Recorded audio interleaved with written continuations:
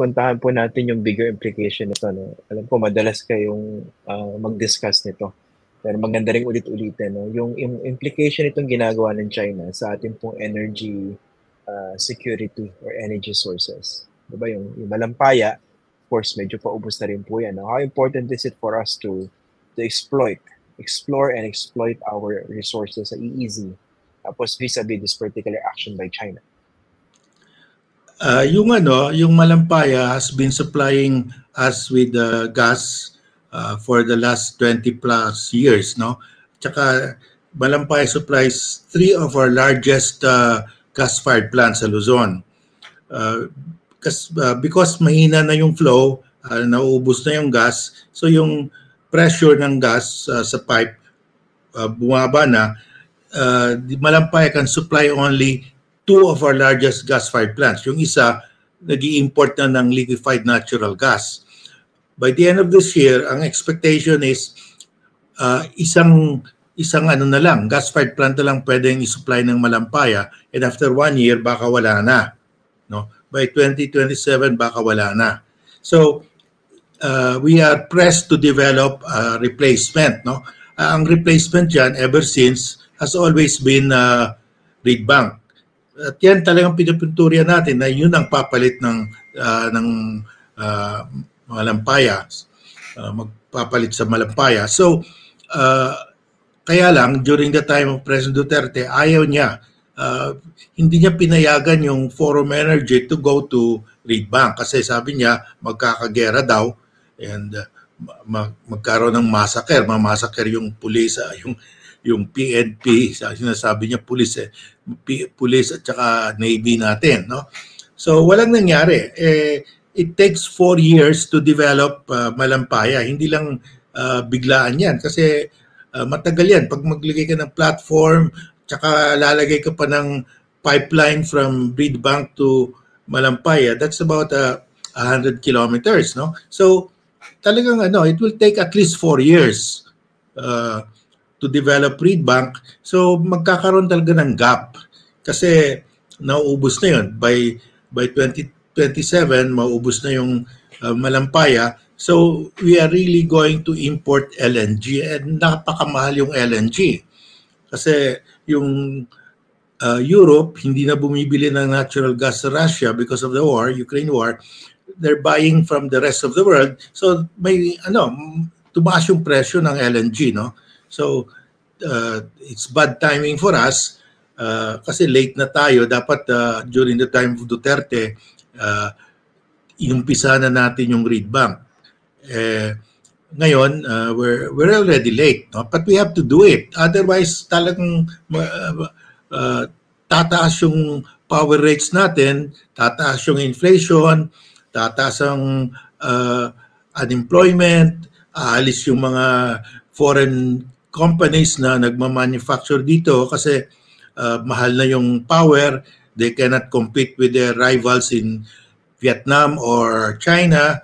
So, ang laki ng implication, no? Talagang it will devastate our economy. So, dapat tutukan natin ito kasi talagang maghihirap tayo kung we cannot get the gas in reed bank. Sabi niya, it takes 4 years to develop something like malampaya po, no? So, kung 2027 yung nakikita natin parang deadline dito sa expiration sa malampaya, ano na po ngayon, di ba? 2025 na? Assuming magsimula tayo ngayon, di ba? Na ngayon. Sorry, 2024. Okay, nagmamadali po ako sa election, sorry. Ibig sabihin, magkakaroon talaga tayo ng period kung saan talagang kakailanganin po natin bumili. And in that case, tataas talaga yung presyo mas tataas pa yung presyo ng kuryente. Yan po yung nakikita natin prospect. Tama po ba? Oh, that's correct. At saka si BBM, pag wala siyang mapakita na dinidevelop natin yung reed bank, talagang kawawa siya in that election. He cannot anoint his successor, no? Talagang sasabihin ng tao, anong ginawa mo? Bakit yung Malaysia, they were able to develop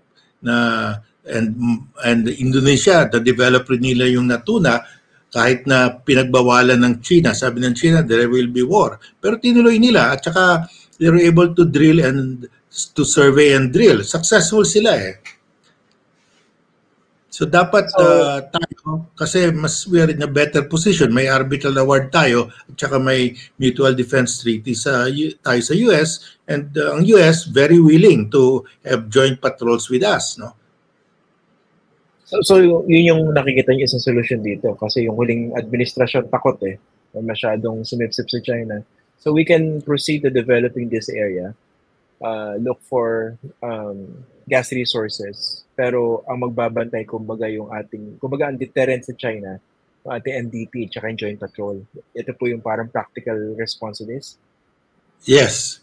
Kasi yan yung formula. Yun ang formula, that's why it's successful yung Malaysia at saka Indonesia in getting their gas, no? So, pinadala nila yung survey and drill ship nila accompanied by their Navy. Tapos, dumaan yung mga US aircraft carrier, Australian warships, nag-patrol-patrol, nag-naval drills. Walang magawa yung Chinese Coast Guard. So that's all throughout the construction po? During the time na nag-survey and drill, hindi naman matagal yan eh. Okay. So, ibig sabihin there are options left for us. Pero yung legal framework pala nung joint exploration, because under the previous administration, di ba, they tried hard to explore all avenues within the bounds of the Constitution, and yung mismong Foreign Secretary natin, si Teddy Boy Locsin, yung nagsabi, if I'm not mistaken, ang metaphor na ginamit niya, para tayong tumalon sa bangin. Pag tinuloy natin yung model, di ba, na gusto ng China. Can you talk about that po? What particular legal framework should be applicable in this case? Yeah, yung 2018 pumirma tayo ng MOU, Memorandum of Understanding with China, na we will jointly develop the gas in Reed Bank at saka elsewhere in our EEZ, pero under the service contract system ng Pilipinas. Sa service contract natin, nakalagay doon, whereas the oil and gas belong to the Philippines, no? Whereas this contract will be governed by Philippine law. So, kaya pumayag tayo. Yan ang sinusunod natin yung sa Ligang Batas at saka yung Arbitral Award. Pumayag ang China. So, nagpirmahan. So, that was a very watershed moment. Sabi ko, this is the solution. Kasi sabi ng mga Vietnamese at saka Malaysian, papayag rin kami kung ganyan. Kasi that's a situation where China has agreed na we own the oil and gas, pero they will be our contractor. And they will get 40% of the profit, we get 60%. That is 60-40 arrangements sa Constitution. So,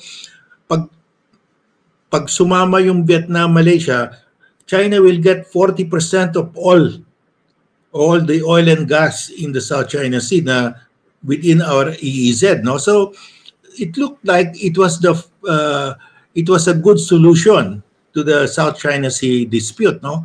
So happy rin yung mga Vietnamese and Malaysians na nagkaroon ng agreement na ganyan. Kaya lang at the last minute, sabi ng China, teka, tanggalin natin yung provision na the oil and gas belong to the Philippines. Tanggalin natin yung provision na Philippine law will govern the contract.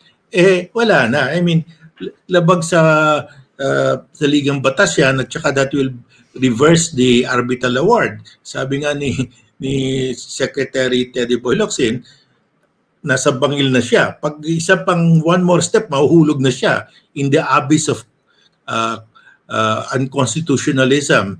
So, terminate niya. So, sayang kasi I thought that that was really the solution Kasi there is no country, Vietnam, Malaysia, Philippines, Brunei, that will give up their EEZ. They will never give up their EEZ. So, ang solution is hatiin na lang yung profit, 60-40. Yung sa China naman, they are not getting it for free. They will provide the service and the capital to get the gas. They will only displace the foreign companies, Shell, Exxon, mawawala yun. Lahat ng Western companies na partner ng Vietnam, Philippines, Malaysia, mawawala. Sinok ang papalit, yung China National Oil Company. Pero that is the price of peace and stability. Sabi ko, okay na yan. Pero at the last minute, China became greedy. So, sabi nila, tanggalin ninyo yan. Eh, wala namang papayag yan. So, that's where we are now. Although technically, dahil mukhang back to zero po tayo dito, no? It doesn't have to be China Sinok. We can go back to other options when it comes to developing this. Tama po ba? Yes, when President Marcos Jr. took office, the Chinese, sabi nila, let's talk again. Eh wala namang umupo tayo sa kanila, pero ganyan pa rin eh. So wala. It's against our constitution. No government, no administration can agree with the Chinese eh. Dapat yung MOU na yun na. That's really the ideal solution. Okay. Ito po sir, pero rin, parang reminder lang sa current generation tsaka sa future, no? Kasi pinag-uusapan natin dito, meron siyang long-term impact. It's basically make or break for, not just for the current generation, but for the next. So what if we fail to develop our own exclusive economic zone in terms of these resources? Ano yung mga pwede mangyari? Parang medyo, yung totoo po, kasi baka iba hindi nare-realize gaano ka-importante itong issue. Akala nila, medyo pa pinag-aawahin niya sa Binasol na yan. Ito ba, in the context of energy security? Sige po. Well, if we cannot get the gas in Reedbank, we import LNG, napakamahal. At least yung power rates natin, power energy, Meralco will go up by 50%. It will be crushing. Tsaka yung mga manufacturers dito, lalo na yung mga foreigners, if tataas yung power rates, they cannot compete with their competitors in China. Yung mga competitors nila na locate sa China, sa Vietnam, they cannot compete. So aalis sila, lilipat sila to Vietnam and China. And tayo, we have to suffer 50% more in power, gasoline, and everything, no? Tsaka talagang maghihirap tayo. And it's because if we cannot get the gas while Malaysia and Indonesia can get the gas, something's wrong with us. I mean, bakit hindi na natin makuha yan? And we are in a better position, no, than Malaysia or Indonesia. So we are really incompetent kung hindi natin makuha yung gas, no?